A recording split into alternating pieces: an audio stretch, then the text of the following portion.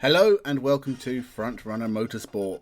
Before we dip our electric toes into the fourth series of Formula E, which ran briefly in 2017 and then throughout 2018, still having the gall to call itself the 2017-2018 Formula E Championship, let's take a quick preview of the teams and drivers we will see as we revisit the fourth Formula E Championship.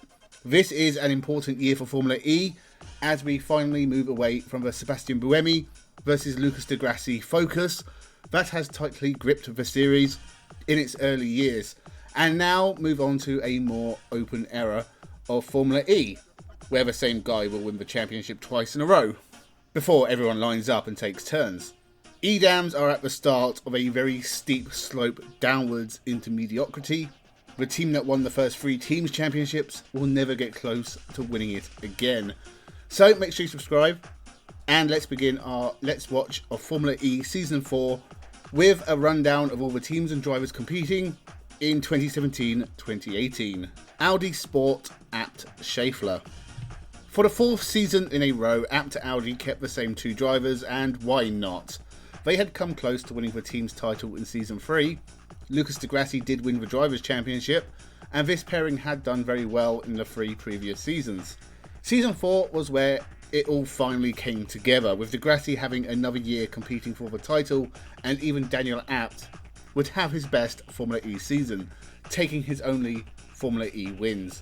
This is going to be a good season for Audi, but Lucas di Grassi is going to fall away from the title, and he has kept falling ever since. DS Virgin Racing. Sam Bird must be considered a Virgin legend, which is unfortunate, but in 2024 he has the third most Formula E wins, just one behind both Lucas di Grassi and Sebastian Buemi, and the most of any driver not to be champion. The fourth season of Formula E was as close as he got to winning outright, finishing third overall, and he's never had a season as good as that again. Joining him is Alex Lynn. Season 4 was his first full Formula E season after stepping in for Jose Maria Lopez at New York in Season 3.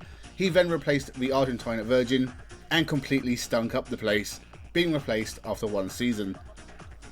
Panasonic Jaguar Racing. They struggled a lot in their first year, which I guess is not surprising. Adam Carroll struggled much more than teammate Mitch Evans and was replaced after his only Formula E season. His replacement, the first ever Formula E champion, of course, Nelson Piquet Jr. Jaguar did improve in their second year, but Piquet would also lose out to Mitch Evans, who has been a real gem for Jaguar in Formula E. He is still with the team in present day, having taken 11 wins for the team and been a title contender in several seasons, just unable to take that last championship winning step. Piquet Jr. would only be around for a year and a half, but Mitch Evans would lead Jaguar up the table over the next few seasons and into being a top team today. Venturi Formula E team. Mara Engel was kept on for a second season despite poor results in his first. He only finished in the points 3 times in Season 3, but he would do a lot better in Season 4. We will see the German score a lot more points, but never get on the podium.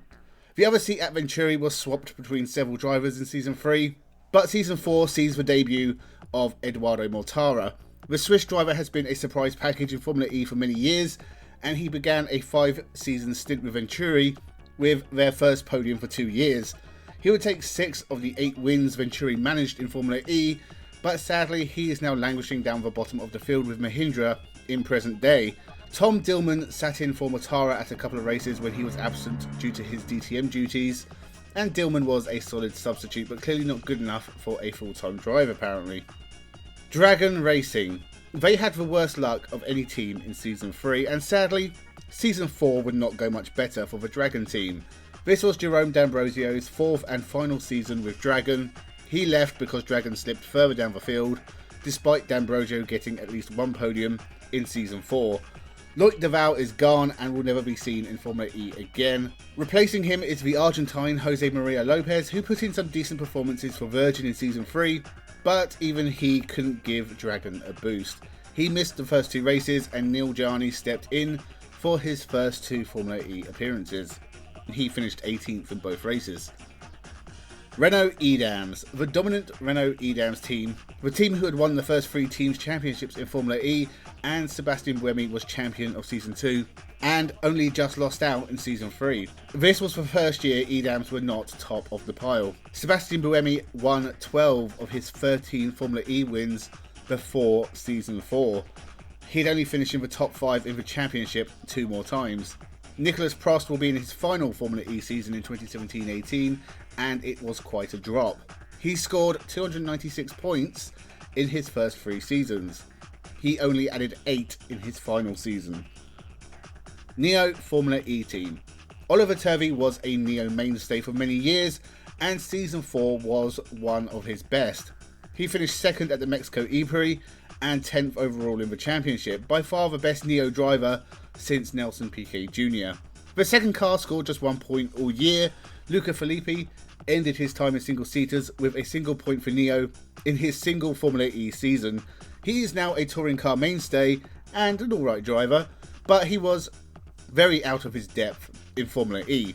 Mark Wing-Ha would sit in for a couple of races, another touring car ace these days. He was also rubbish in Formula E. Techeetah.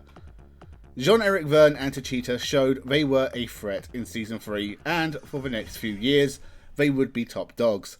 Jean-Eric Vergne was the driver in form at the end of Season 3. In Season 4, he was an unstoppable tornado.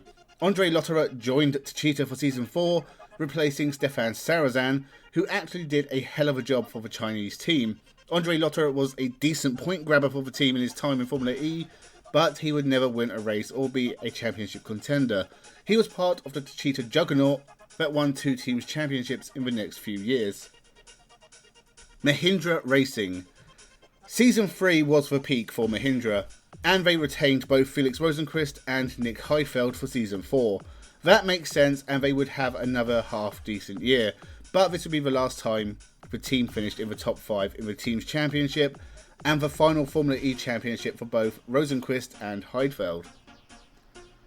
MS and AED Andretti Formula E. The year before BMW took over the Andretti team and a revolving door for one of their cars. Antonio Felix da Costa was kept on for another season. He only scored points in the first race of Season 3, but often showed speed, making contact with the majority of the field. He would score more points in Season 4, but better things were to come for both Andretti and da Costa. The second car started in the hands of Kamui Kobayashi, making his only 2 Formula E appearances.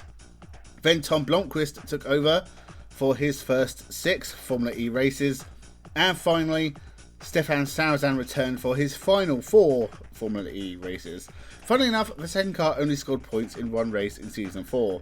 But Season 5, Andretti would be a completely different beast. So they are all the teams and drivers who took part in Season 4 of Formula E. We will begin our Let's Watch Season 4 series with the first 2 races of Season 4 and the only 2 to take place in 2017 from Hong Kong in the coming days. So make sure you subscribe so you don't miss that, recaps of Formula E in 2024 and all the chat around all motorsports. Leave your thoughts in the comments below. Thank you for watching and have a good one.